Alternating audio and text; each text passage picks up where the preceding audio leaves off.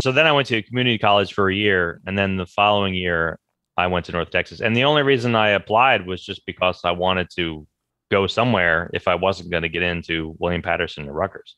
Okay. I applied to those again and didn't get in again, but I got into North Texas. So I was like, well, and I heard so many good things about it. So I was like, well, I'll just go.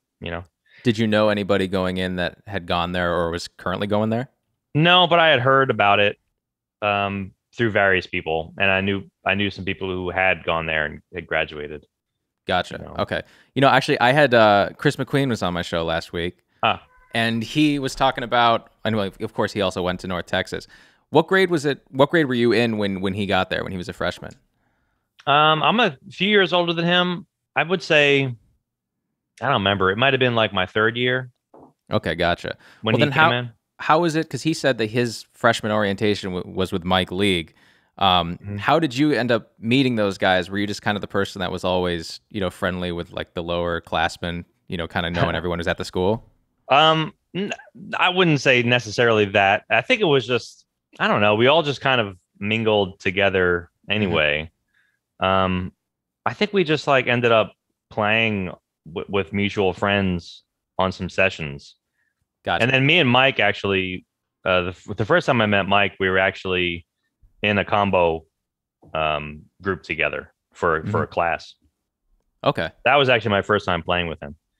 And I mean, we just hit it off. Mike's a really personable, friendly guy. So, we became pretty good friends pretty quick. Hmm. So then we just like kept playing. We played with a lot of different groups together before he started Snarky Puppy.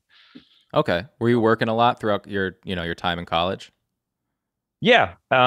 First couple years, not really, but then I was playing with some like wedding bands and stuff like that, and other gigs here and there as well. And then like just a lot of creative groups inside and outside of school. Did you work any Um, non-music related jobs? Not in Denton. I did in the summers in Jersey, Did you have and any then one like time, do you have any plan Bs while you were in college thinking about like, oh, I'm no, if this doesn't work out, that's not it? no. I mean, I probably should have. I don't know if that's true. I don't know if I maybe take that back. I think you got to put like all of your effort into it, I and agree. just I think you just kind of have to like assume that it's going to work out. Hmm. You know, And, I and so mean, so I don't know. It's like I think it's better to like really reach for what you want to do rather than just do something out of fear. yeah, that makes You know, total sense. I mean, the people who really, do this just go at it 150% and just yeah, say every time it fails, they just say screw it, I keep going, which is, impressive. yeah. I mean, and sometimes it doesn't work out, but I think it's worth trying to really make it happen rather than just like putting energy into something that you don't want to do. There was an actor once I heard who said something like, who was it? It was the Michael Caine, I think, said that he's like Mm, every 10 things you do, maybe one of them will succeed. So always do mhm. 10 things simultaneously. Yeah, And I've kind of that ratio is actually kind of accurate. I found yeah, that that's funny. if you try and whether it's like 10 songs or 10 albums Hmm. or like Yeah. in the case of the show, it's like when I send emails out to see if people want to be on the show. If I send 10 emails out, maybe one person will respond, or Oh wow. maybe one person will say yes, and maybe even one person will just even respond. Mm, wow. But yeah, Yeah. so immediately following college, what are you doing? Are you just saying I want to stay in Texas? Had Snarky Puppy formed by the time you graduated? It was kind of right around the same time. Okay. So we made our first record in 2004, Hmm. and I graduated in 2004. Okay. So um, we recorded the record, and then I'm trying to remember the exact timeline. Actually, no. What happened was I got tendonitis right after I graduated, Oh, and I moved back to my parents' house because I couldn't play any gigs because I couldn't play guitar. back in So Jersey. yeah, so I didn't play guitar for like 6 months. It was rough. Um, then I finally got it together, and I met this guy who did this thing called Oshinotherapy, which was like deep tissue massage Hmm. therapy. It was really helpful. Kind of brought it back, and I've Mike League went to him too, and several other people. Nate Worth went to him at one point. Okay. Really helpful. So then I moved back to Texas because I was like, well, I got to go back and like make some money and play Hmm. some gigs and stuff. So then I was there, and then I think that's when we recorded the first record. Okay. So it was around that same time. And then I moved to New York in like 2006. Gotcha. You know, and I asked this same question to Chris, but were you paying much mind on that first album to the fact that there were two separate guitar players, and sometimes the mix of like lead and rhythm isn't necessarily purely defined to the album, but more like to the song? Were you paying much mind and thinking that you wanted to have a thing that defined you on that album versus how Chris was playing? Was there thought to like, oh, if it's this this type of part, Chris will do it, and if it's this type of part, I'll do it? Was there much thought of that, or is it just kind of what came naturally? I think it was sort of natural. I mean, I think sort of, I guess subconsciously, we're all always playing to our strengths Hmm.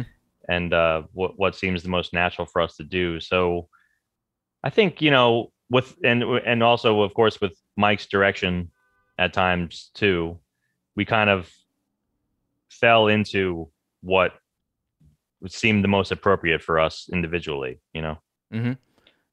Um, so it was I guess maybe it was a little bit talked about, but probably more just sort of natural, I think. Okay. How So, did you feel? but Sorry, keep going. me and Chris had played together a lot too. So we kind of knew each other. I mean, everyone in the band knew each other well and had played in several other groups together. Gotcha. So that really helped, I think, have everything gel. Okay. When that first album came out, how did you feel the reception of it was like immediately after? Had you felt like, oh, this people are really starting to dig this. We're getting Mhm. something going, or was that like way down the road? That was way down the road. I didn't think anything of it at all. I mean, to me, it was like Mike League wants to make a solo record. Cool. Sweet. He wants me to play on it. Awesome. So I did it. And then shortly after that, I moved to New York and I didn't think about it at all. I thought it was cool. I thought I liked the songs and everything, but I didn't think that anything would happen. Really? It was just kind of like, I mean, so many people made records at the time, and they would just make an album and then the next album they made would be something else, Hmm. so I didn't know that he was going to write more music and want to do another one with the same band members, so Was Snarky Puppy the first group where you had felt like eventually, not initially, but eventually that you had kind of made it in a sense that you were going to be comfortable? um eventually I felt that, but it was years later. Do you remember any specific point? Well, I think when Mike had the songs for the second record is when I really started to realize that he had something really special, Hmm. that was really unique and advanced, you know, and because I thought those songs were really great. Gotcha. And so, but then, then we started touring and then it was like really, we were like playing for sometimes like seven people. So, so it was very, very slow, but I felt like the music was continuing to get better. The band was continuing to get better. And then, like logistical stuff and money stuff very slowly got better. So it was just kind of like there didn't seem any reason to stop it. You Were you know? having any doubts thinking like, as good as this band is, at the end of the day, it's a jazz-esque fusion group, which, Mhm. I mean, honestly, in the last, 20 years, before Snarky Puppy existed, was essentially, impossible to get a mainstream audience really going. Mhm. So were you Yeah. thinking like, as good as we are, should I really be devoting this much time into a genre that in the last, couple decades is kind of unproven for real success?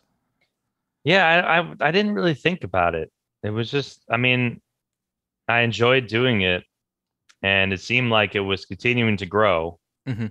And so that was enough for me to want to keep going. I didn't have anything holding me down. I didn't have a family. I didn't have many bills. It was just kind of like, what else am I going to do? you know? Did you enjoy Um, being on the road in yeah, those early days, even when it was like no one watching? yeah, because there was always like a good show here and there where there would be a lot of people that were really enthusiastic. you know. Gotcha. So that would kind of push you through, you know.